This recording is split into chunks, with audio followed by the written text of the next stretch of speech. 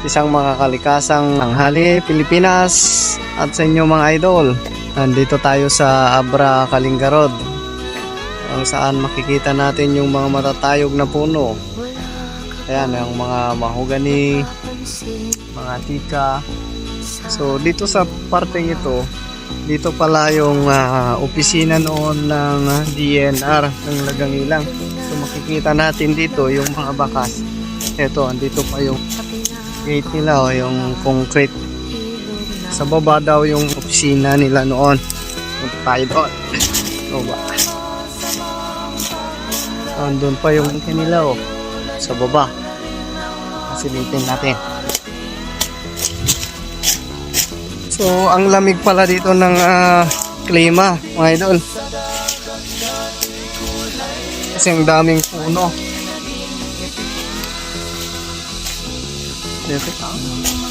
Ayan yung tangke nila Ayan. So dyan sa babang yan, yan daw yung opisina nila noon. Pero transfer sa baba sa Lagangilang. So dito pala ay tinatawag na Barangay Bunglo, Likwan Baay. So malamig po ang klima dito. Sa kabila naman ng kalsada, doon naman yung salin ng Likwan Baay. So makikita natin yung mga kahoy, malalaki. Ayan. Ang daming mahogani. Ayan, mixed forest po ito. May mga pine tree din.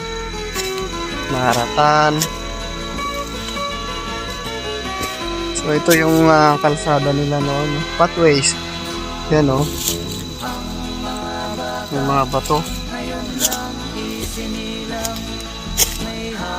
Yan ang ganda ng mga design nila noon. May orchid siya Yan. Ang galing nilang gumawa. Ito pa sa kabila. Ayan. Pati sa kabila.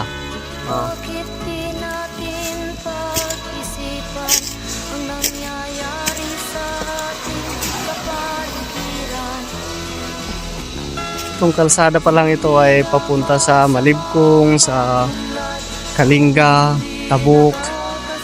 Dito sila dumadaan. Ayan ang daming mga kahoy.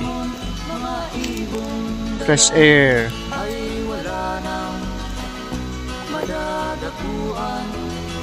Dito sa Abra, makikita natin yung mga magagandang location. May mga Kaparkan Falls, Barasibis Falls. So maraming dinadayo ng mga turista sa Abra. So hanggang dito na lang po muli. Salamat sa panonood.